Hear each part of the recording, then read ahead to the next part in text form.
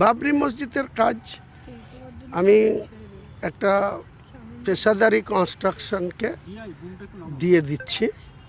তারা ব্যাঙ্গালোরের company, already তারা কলকাতায় চলে এসছে। আমি রাত্রি 8টার সময় তাদের সঙ্গে বসবো। তারা কালকে সরাসরি আমার স্পটে যাবে, আমি কালকে মেদিনীপুর যাব। পরশুদিন ওনারা থাকবে। আমার যারা ট্রাস্টের লোকজন আছে তারা 8 বিঘা জায়গা মেজারমেন্ট করা হয়ে গেছে। কাল থেকে 15 জন আমিন তারা চেন ফেলে মেজারমেন্ট করছে। টোটাল 30 বিঘি জায়গা রেডি। তার মধ্যে ফ্রন্টে এনএইচের থেকে 80 ফুট ছেড়ে যে মেন স্ট্রাকচার হবে, ইঞ্জিনিয়াররা যাবে, সয়েল টেস্ট করবে। ফেব্রুয়ারির 15 তারিখের আগে আনুষ্ঠানিকভাবে এখানে কদিন আগে 7ই ডিসেম্বর গীতা পাঠ হয়েছে, আপনারা জানেন, এই মাঠে। তো আমি বলেছি ওই বাবরি মসজিদের যেখানে শুরু হবে কনস্ট্রাকশন, ওখানে 1 লক্ষ কোরআনের হাফেজ, মুফতি, মাওলানা, কারি তাদের নিয়ে কোরআন পাঠ হবে। তারপরের দিন থেকে আনুষ্ঠানিকভাবে বাবরি মসজিদের কাজ শুরু হবে। তারিখটা 15ই ফেব্রুয়ারির মধ্যে বলছেন? 15ই ফেব্রুয়ারির আগে, 15ই ফেব্রুয়ারির পরে না। সেটা 10 তারিখ হতে পারে, 11 তারিখ হতে পারে, 15 যে কোনো ক্ষেত্রে একটা অনুমতির বিষয় থাকে, সেই জায়গায় নেওয়া, সেই সব কি মানে প্রশাসনের তরফ থেকে অনুমতি কিছু পাচ্ছেন? মানে এটা আমি যতটুকু নর্মস জানি, আইন জানি, আমার 62 বছর বয়স হয়েছে। আমি নিজে হাতে অনেকগুলা বাড়ি করেছি।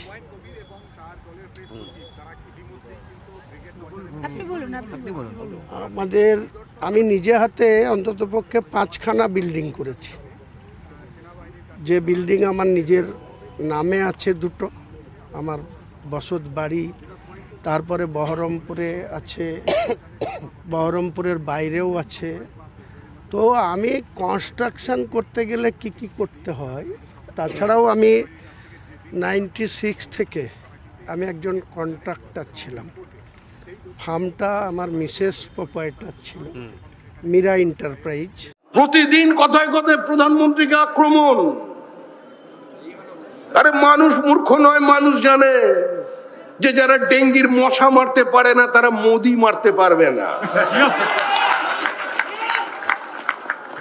আরে কোথায় কোন এসআইআর ছিল? মুখ্যমন্ত্রী যখন দিল্লি যেতেন তখন তার ভাই কেজরিওয়াল বলছেন কেজরিওয়ালের সঙ্গে দেখা না করে আমার সফর শেষ হওয়া সম্ভব নয়। কেজরিওয়ালও বলতেন যে দিদির সঙ্গে কথা না বলে আমি আমার কোনো সিদ্ধান্তই গ্রহণ করতে পারি না।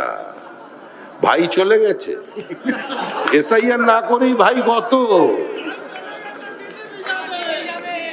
দিদি ভাই যাবে কিনা সেটা সময় বলবে, সেটা আপনারা বলবেন। তারপরে আবার শুরু হলো বিহার, সর্বভারতীয় তৃণমূল কংগ্রেস।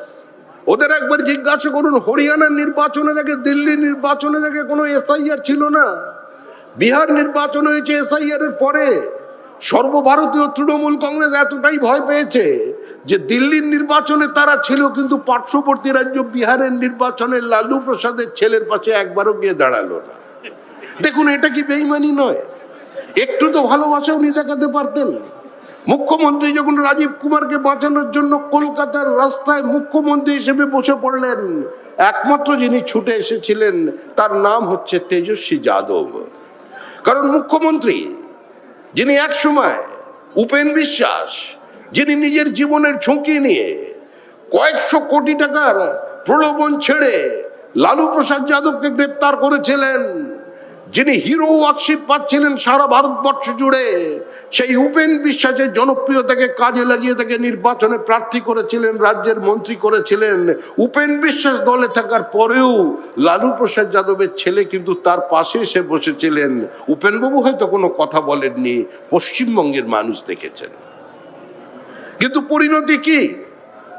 পরিণতি হলো একটাই, যে আবার সেখানে নির্বাচনের মুখ্যমন্ত্রী মমতা বন্দ্যোপাধ্যায় গেলেন না। ওখানে আবার আরেকজন নেতা আছেন, তেজি নেতা। মুখ্যমন্ত্রী মমতা ব্যানার্জি বহরমপুরে পারে গেছে, তৃণমূল নেতারা হাতির 5 পা দেখেছে, বাড়ি বাড়ি গিয়ে অত্যাচার করা শুরু করে দিয়েছে। এসব চলবে না মুর্শিদাবাদে। মুর্শিদাবাদের সংখ্যালঘু মানুষকে নিয়ে ধান্দাবাজি চলবে না মমতা ব্যানার্জি। এই ওয়াকফ আইনের মান্যতা দিয়ে যেভাবে ওয়াকফ সম্পত্তির নথিভুক্তিকরণ হচ্ছে, রেজিস্ট্রেশন হচ্ছে, সেখানে এক বড় ঘাপটা চলছে, বড় ধান্দাবাজি চলছে, বড় অনৈতিক অন্যায় কাজ চলছে। এক নম্বর খতিয়ানে বিএলআরওরা মসজিদ, কবরস্থান, দরগা, ঈদগাহ সবকিছুকে রেজিস্ট্রেশন করছে। এক নম্বর খতিয়ান মানে সেটা ভেস্টেড সরকারি জমি। ধর্মপ্রাণ মুসলমানরা আল্লাহ তাআলার নামে সম্পত্তি উৎসর্গ করছে, আর সেই সম্পত্তিকে পশ্চিমবঙ্গের তৃণমূল সরকার সরকারি সম্পত্তি বলে চিহ্নিত করছে এবং তার দখল নিচ্ছে। তাহলে মুসলিম সমাজে নিজের কিছু থাকবে আগামী দিনে? মুসলিম সমাজ আগামী দিনে এটা বলতে পারবেন না যে এই মসজিদটা সমাজের, এই দরগাটা সমাজের, এই কবরস্থানটা সমাজের। আপনাদের বলতে হবে সরকারি জমি। সরকারি জমি মানে সরকার মনে করলে সেটা কেড়ে নিতে পারে, সরকার মনে করলে তার দখলে নিতে পারে, সরকার মনে করলে জমি মাফিয়াদের তা বেচে দিতে পারে। সংখ্যালঘু মানুষের সঙ্গে এই অনৈতিক অন্যায় অবিচার আমরা মানছি না।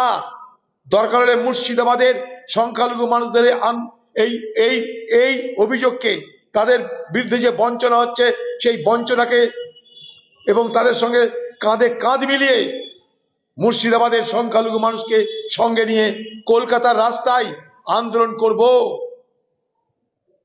সারা ভারতবর্ষে সব থেকে বেশি মুসলমান বাস করে এই মুর্শিদাবাদে, সারা ভারতবর্ষের মধ্যে। তাই মুসলমান সমাজের সম্পত্তি সরকারিভাবে হরপ করার নামে তাদের অধিকার থেকে বঞ্চিত করবার কোন চেষ্টাকে আমরা সমর্থন করি না।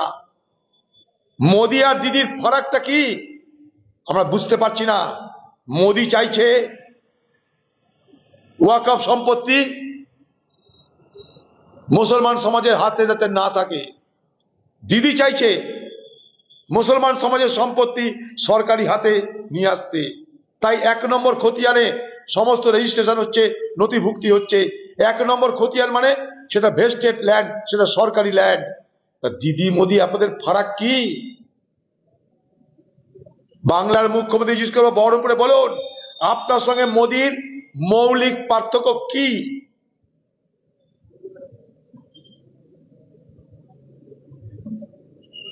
মুসলমান সমাজের প্রতি অন্যায় আমরা মানছি না, মানব না।